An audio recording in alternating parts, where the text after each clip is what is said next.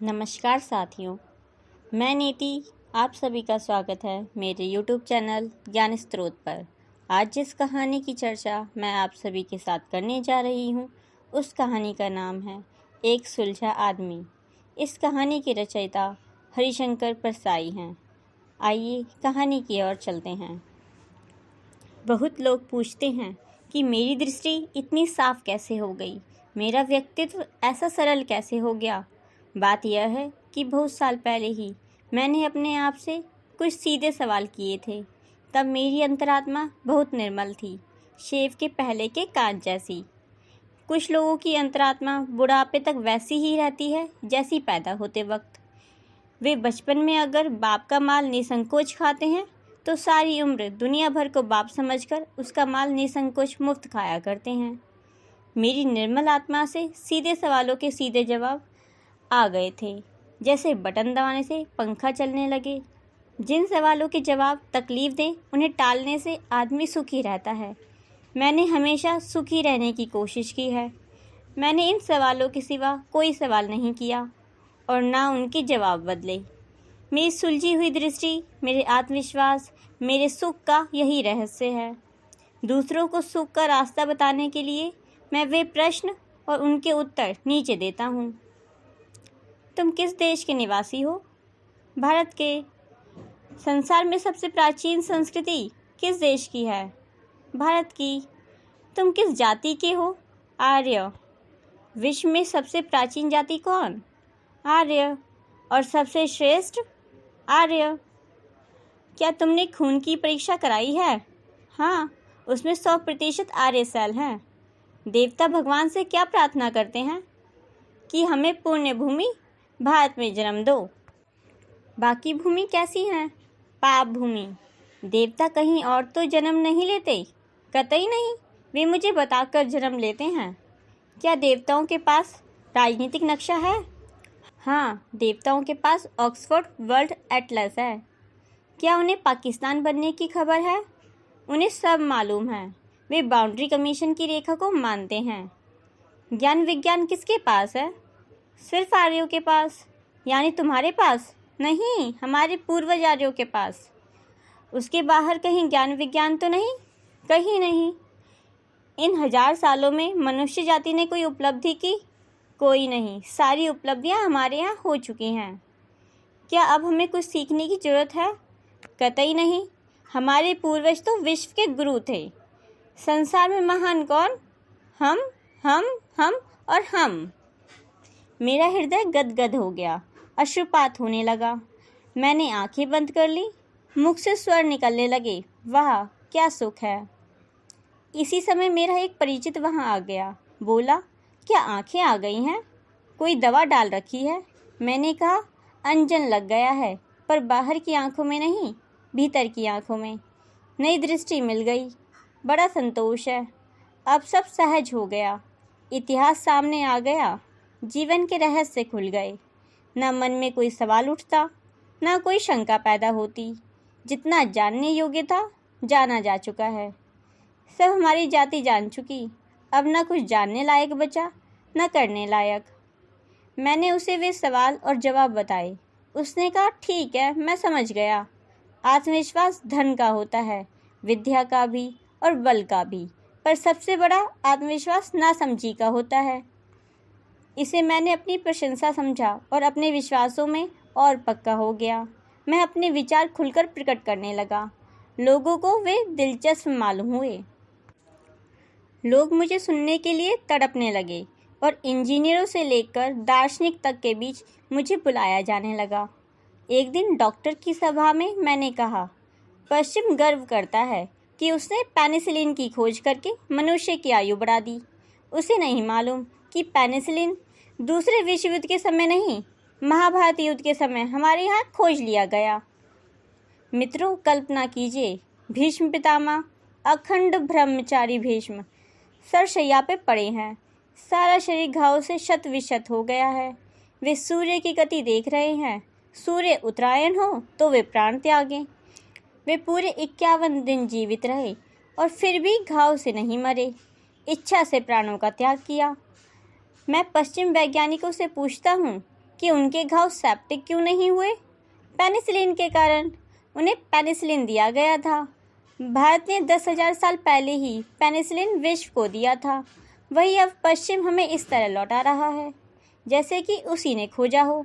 मित्रों, भूलिए मत, भारत विश्व का गुरु है। हमें कोई कुछ नहीं सिखा सकता। इस पर खूब जोर से तालियां बजी। सब मान गए कि हमें कोई कुछ नहीं सिखा सकता।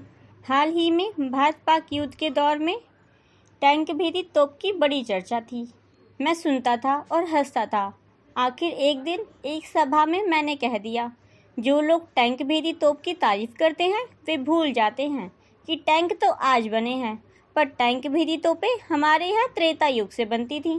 भाइयों, कल्पना कीजिए उस दृश्य की। राम सुग्रीव से कह रहे थे कि मैं बाली को मारूंगा। सुग्रीव संदेह प्रकट करता है, कहता है बाली महाबलशाली है, मुझे विश्वास नहीं होता कि आप उसे मार सकेंगे। तब क्या होता है कि मर्यादा पुरुषोत्तम धनुष उठाते हैं, बाण का संधान करते हैं और ताड़ के वृक्षों की एक कतार पर छोड़ देते हैं।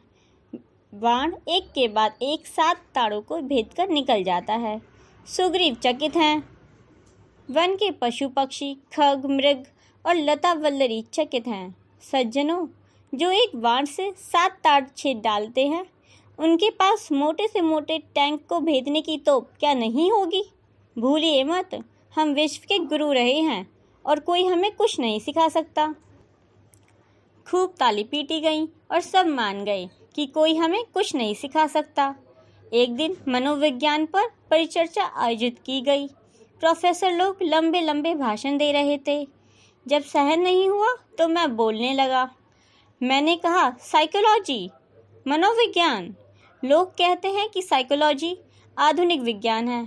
मैं पूछता हूँ, क्या प्राचीन भारत में साइकोलॉजी नहीं थी? अवश्य थी। इस दृश्य की कल्पना कीजिए। सूना वन प्रदेश है। स्वच्छ शिला पर ऋषि और उनकी पत्नी बैठे हैं। चांदनी फैली हुई है।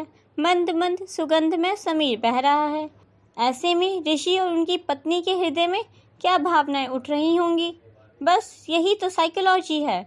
हमारे देश में यह हजारों वर्ष पहले थी और कहते हैं कि ये आधुनिक विज्ञान है। वे भूलते हैं, कोई हमें कुछ नहीं सिखा सकता। लोगों ने तालियां पीटी और मान गए कि कोई हमें कुछ नहीं सिखा सकता। एक बार विदेश से कोई बॉटनिस्ट यानी वनस्पति वैज्ञानिक आया। उनका एक जगह भाषण होना था। मुझे बताया गया कि ये फॉसिल्स के विशेषज्ञ हैं, यानी चट्टानों के बीच दबे हुए पौधे और जंतु के पाषाण रूप हो जाने का। मैंने उनका भाषण सुना और मेरे भीतर हलचल होने लगी। वह पश्चिम के वैज्ञानिकों के नाम ही लेता जा रहा था और विदेशों के फॉसिल्स दिखाता जा रहा था। उसके बाद मैं बोलने खड़ा हो गया। मैंने कहा, आज हमने एक महान बॉटनी का भाषण सुना। उन्होंने हमें बताया कि फॉसिल्स कैसे होते हैं। मैं आपसे पूछता हूँ, क्या प्राचीन भारत में बॉटनी नहीं? अवश्य थे। हम उन्हें भूलते जा रहे हैं। भगवान रामचंद्र एक महान बॉटनी थे और अहिल्या एक फॉसिल्स थी। महान बॉटनी रामचंद्र ने अहिल्या फॉसिल्स का पता लगाया। वे आज के इन बॉटनियों से ज़्यादा योग्य थे। ये लोग तो फॉसिल्स का सिर्फ पता लगाते हैं और उनकी जांच करते हैं।